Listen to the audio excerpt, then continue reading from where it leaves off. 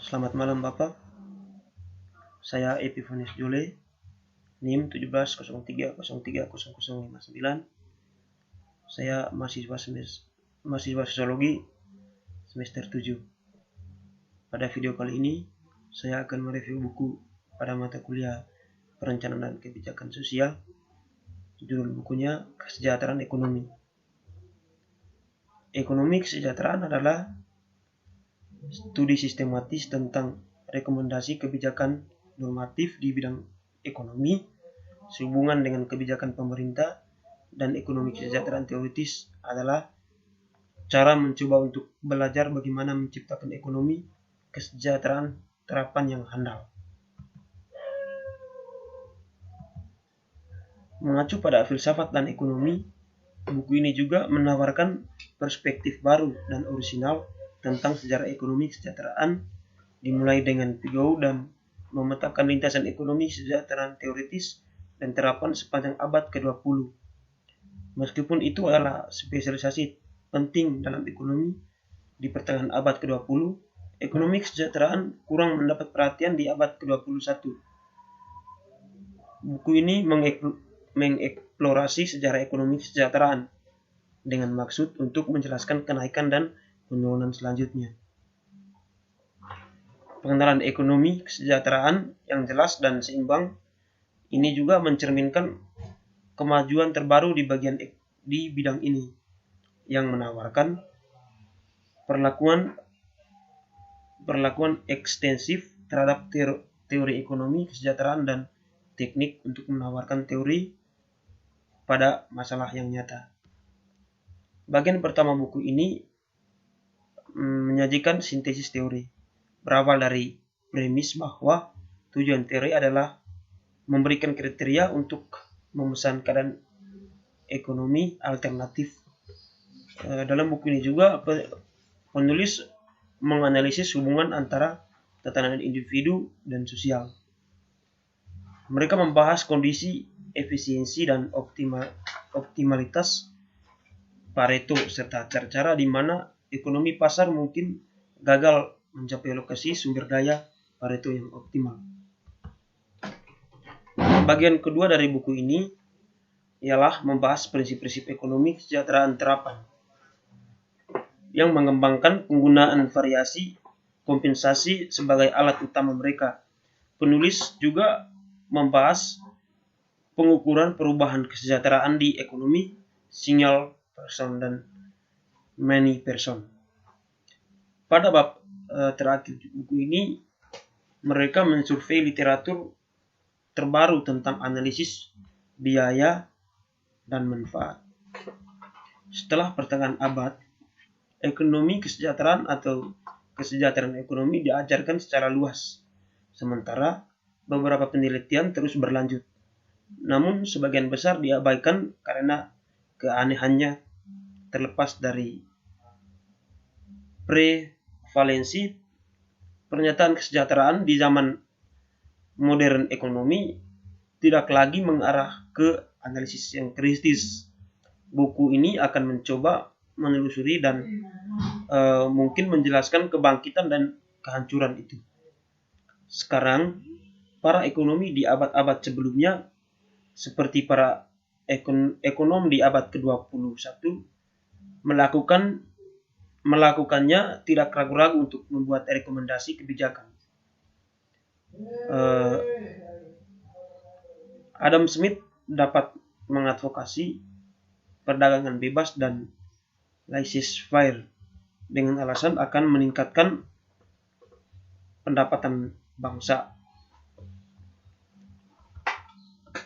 Meskipun ada ruang untuk interpretasi di sini, tampaknya Pigou itu mengatakan bahwa bahkan dengan organisasi industri yang paling efisien untuk produksi peningkatan output, industri akan mengalami biaya unit yang lebih tinggi.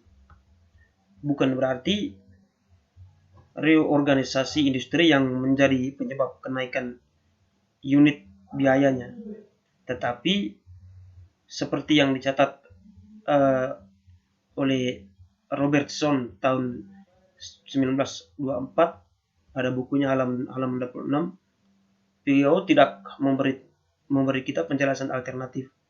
Dalam ulasannya tentang EW edisi keduanya, Frank Knight juga mengkritik tentang ekonomi eksternal. Dia juga menerima kritik Young tentang disekonomi eksternal, seperti yang dia katakan bahwa Pigou lakukan di edisi kedua dan mengakibatkan eksternal ekonomi karena kecenderungan untuk meningkatkan keuntungan akan mengarah kepada monopoli dan sebagainya tidak konsisten dengan analisis angka besar.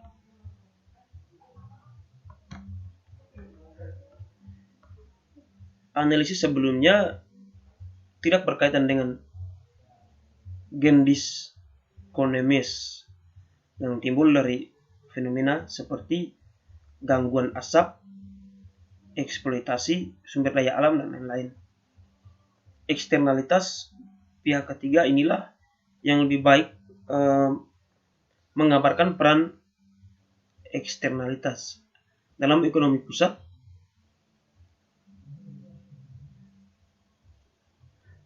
Tidak terlepas dari usahanya untuk mempertahankan kategori Pigou untuk memberi mereka tekanan yang tidak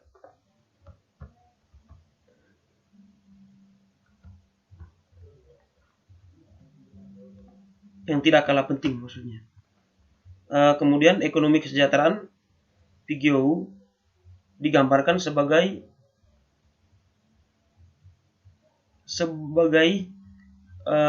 sesuatu yang sangat koheren. Ini bukan untuk menegaskan teori kebenaran atau pembenaran, untuk menegaskan yaitu koherensi itu baik atau perlu atau cukup untuk mengevaluasi kebenaran atau untuk membenarkan kepercayaan pada semua atau bagian dari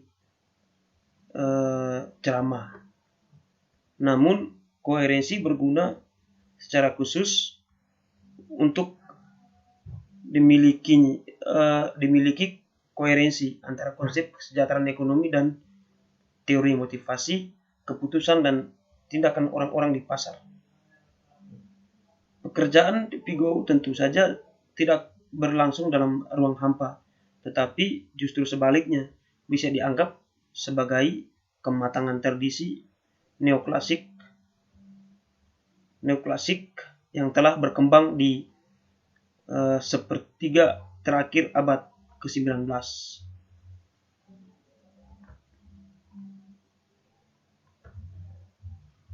Dalam kritik ekonomi kesejahteraan, Little menegaskan bahwa di suatu sisi tidak akan ada fungsi kesejahteraan sosial, tetapi juga di sisi lain bahwa tidak ada penilaian kesejahteraan yang valid yang dapat dibuat tanpa penilaian berbasis nilai tentang keinginan perubahan yang dihasilkan dalam distribusi pendapatan.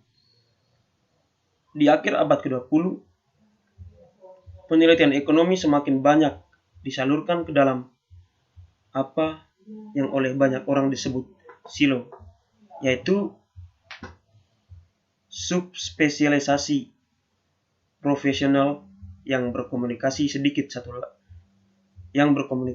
satu sama lain dan sering tidak menyadari perkembangan masalah di luar subspesialisasi mereka.